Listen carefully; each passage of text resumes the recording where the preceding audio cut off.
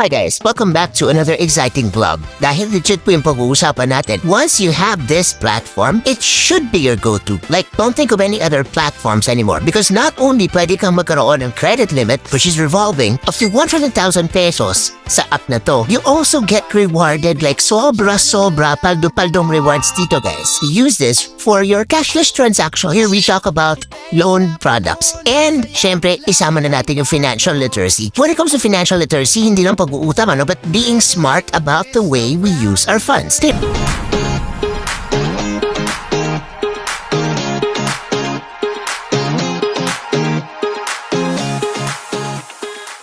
Anyways guys, so this video is not sponsored. It is based on my personal experience. And kung ano man masasabi ko dito, it's just my personal opinion.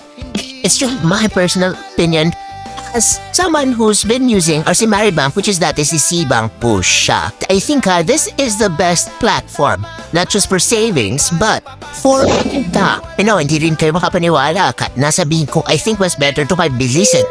Meron ko mga na-realize guys, which made me say na ang galing talaga ng app na to. And if I sound biased, let's talk about Maribank Credit first because ito naman yung soul ng channel, yung mga pautangan online. You can get a revolving credit limit of up to 100,000 pesos. Pero depende po yan kay bank kung magkano yung initial na ibibigay sa'yo. Currently, I have 40,000 pesos na Maribank credit limit. Matagal siya mag-increase kasi yung depende po yan sa behavior mo or sa paggamit mo ng app, which will also adjust later. 40,000 pesos. But that's after a year of using Maribank credit. Dati, Cbank credit pa siya yung nabigay sa akin was 20,000 pesos and I was notified by the bank. Pwede ko na siyang i-activate. Bakit matagal na akong may ganito? Bakit wala pa rin akong offer? I hope to address that sa later part ng video. So nasa Japan kami, I had 40,000 pesos na Maribank credit and I withdraw 10,000 pesos. Which, syempre, pag may withdraw ka, diretso po siya sa Maribank account mo or savings account mo. Ikaw yung pipili ng terms because pwede 3 months, 6 months, 12 months, but sooner you finish paying your loan, makakatipid ka sa interest because kung si 6 months mo siya, then may mga 2,000, 3,000 plus kang mapupunta sa interest. Although magaan siya kasi 1,000 plus na yung babayaran mo every month, but you actually end up saving an interest kung nag 3 months lang. Take note, pag nag 3 months lang, yung 10,000 na yun, ibabalik mo 10,808. But don't think na early ka magbabayad kasi meron pong early repayment fee yung account na to. So just follow your schedule. So ayan, I withdraw 10,000 and hindi na ako nag-isip guys na ilipat ko pa siya sa GCash ko or what or i-withdraw pa siya. What I did was nag-withdraw lang ako ng 10,000 yen and that's 3,000 something in pesos and wala po siyang transaction fee. Imagine that. Other banks charge you 200 pesos para lang mag-withdraw.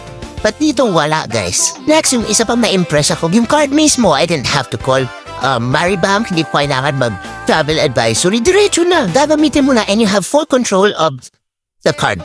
Pwede mo siyang i-lock or whatnot within the app. Tayo may binibili ako sa 7-Eleven, yun yung pinipresent ko. Tap pa na gano'n, pipiliin mo yung credit card or payment. Tap, hindi na siya humihingi ng PIN, diretso na siya. So it's a debit card, it's very convenient, and every time ginagamit ko siya in-store purchases sa 7-Eleven, I got a 3% cashback. So yung 10,000 na withdraw ko kay Cbank, daily nag-earn pa siya ng interest while meron pang natitira. Naka-withdraw ko ng 3,000. Super convenient. And every time ginagamit ko siya sa 7-Eleven, meron akong 3% na cashback. So a total rewards or cashback of 118 pesos. Why is this important guys? Because imagine, di ba? Huwag nyo nang i-withdraw nyo, ilipat sa GCash. Mitin nyo lang diretso yung card para magkaroon pa ng cashback. And with that, not only na nag-earn ng interest yung account nyo, somehow, yung cashback nyo, nakakababa yan sa expense na napunta sa pagbabayad ng interest. Pero what if nag 3 months lang ako guys? Imagine ha, sa 10,000 na yun, ibabalik mo 10,800 sa loob ng 3 months. Although, medyo mabigat. Pero nasa inyo yan because the faster you pay your loan, nakakatipid ka naman sa interest. And furthermore, because of these rewards, tipid ka further on interest. So that's 118 pesos less. And somehow, nag-earn ka ng interest and pag dinebit card mo siya, daming rewards. So it's really worth it pag meron kang Maribank na kailangan bang may laman bago ka magkaroon ng offer.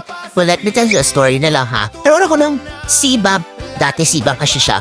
Nagkaroon ako ng CBank because I was interested sa kanyang 5% PA na interest. It's not much, but hindi naman kasi ako business-minded. I just want to, set aside a few pesos for the rainy days or if ever later, open ako ng CBank credit because mas mataas pa yung 5% PA kaysa sa traditional banks. No? So, dun, napakadali niyang gawin kasi I opened it through Shop. Namin itong facility Shopee Pay ko for many other things, for payments and, alam niyo na, may natitira, every time may natitira akong, just mga change or spare dun sa Shopee, dinideposit ko siya sa CBank credit ko. It's convenient. Ninilipat ko lang. Minsan kahit na 30 pesos, sinisave ko pa rin.